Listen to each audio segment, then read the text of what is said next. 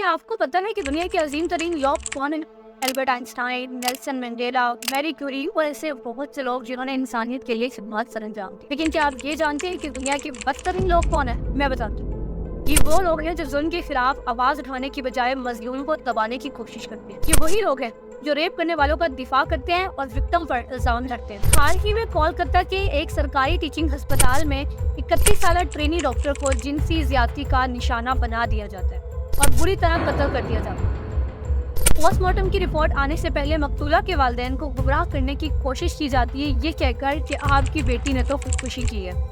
اور ٹریننگ ہسپتال کے پرنسپل صاحب بڑے آرام سے سارا الزام مقتولہ پر دھرتے ہوئے یہ کہتے ہیں کہ یہ لڑکی کی غیر ذمہ دارانہ حرکت ہے کہ وہ رات کے اس پہر اکیلے سیمینار ہال میں گئی۔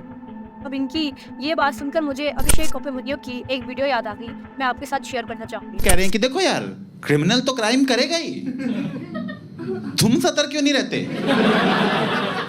ہیں؟ اب تم لوگ اپنی باڈی لے کے باہر گھومو گے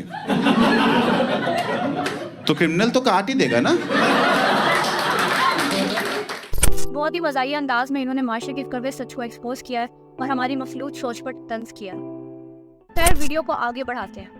14 اگست کو جب ہاسپٹل سٹاف اور عام عوام کولکتہ کے اس ہولناک واقعے کے خلاف پرامن احتجاج کرتے ہیں تو کوئی نامعلوم افراد کا گروہ آ کر ان کو روکنے کی پوری کوشش کرتے ہیں۔ ہسپتال میں خوب توڑ پھوڑ کی جاتی ہے اور احتجاج کرنے والوں کو ڈرایا دھمکایا بھی جاتا ہے۔ ایسے ہی لوگوں کی وجہ سے ملک میں کرائم ریٹس بڑھ رہے ہیں اور مجرموں کو شے ملتی ہے۔ شاید یہی وجہ ہے کہ کولکتہ ریپ کیس میں اریسٹ ہونے والے مجرم سنجے روئے بہت ہی آرام سے اور بے حسی کے ساتھ پولیس کے سامنے یہ سٹیٹمنٹ دیتے ہیں کہ چاہو تو مجھے پھانسی پہ چڑھا دو۔ کتنی شرمناک بات ہے نا؟ لیکن یہ صفاقی اور بے حسی کا پہلا منظر نہیں ہے جو آپ کے سامنے آیا ہے۔ ایسی بہت سی مثالیں ہمارے سامنے موجود ہیں پورے دنیا سے۔ اب 29 جولائی 2024 کو اسرائیل کے 10 فوجیوں کو اریسٹ کیا جاتا ہے اس جرم میں کہ انہوں نے فلسطینی قیدی کو بری طرح پیٹا ہے اور اس کا گینگ ریپ بھی کیا ہے۔ اس واقعے کی شرمناک ویڈیو منظر عام پر آ جاتی ہے۔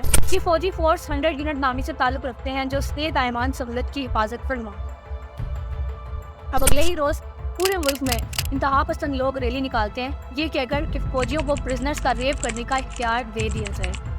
مزید یہ کہ اسرائیلی فائنانس منسٹر بیزل اسموٹرچ بڑے ناراض ہوتے ہیں اور ان کی ناراضگی کا مرکز مبینہ زیادتی نہیں ہے بلکہ اس واقعے کو ریکارڈ کرنے کے جرم پر۔ اسرائیل کے قومی سلامتی وزیر ایتامر بین گویر نے تو یہ کہہ دیا ہے کہ ریاست کی سلامتی کے لیے کی جانے والی کوئی بھی کارروائی، حتیٰ کہ وہ گروہی زیادتی بھی کیوں نہ ہو، اجازت شدہ ہے۔ غور کیا جائے یہ موقف قومی سلامتی وزیر کا ہے جو شاید صرف اپنے ملک کی سلامتی اور باقی پوری دنیا کی بربادی دیکھنا چاہتے ہیں۔ اب ان دونوں واقعات میں ملتے جلتے تباہ کن فیکٹرز پتہ ہے کیا ہیں؟ سب سے پہلا، انسانیت کی نفی۔ دونوں واقعات میں مجرم اپنے وکٹم کو انسان نہیں سمجھتے بلکہ کمتر سمجھتے۔ اب خواہ وہ کسی پیٹریارکل سوسائٹی سے تعلق رکھنے والی عورت ذات ہے یا کسی اور نسل سے تعلق رکھنے والا قید۔ دوسرا بہت ضروری فیکٹر، سماج میں ایسی مکروہ چیزوں کو معمولی سمجھنا یا معمولی بنا لینا۔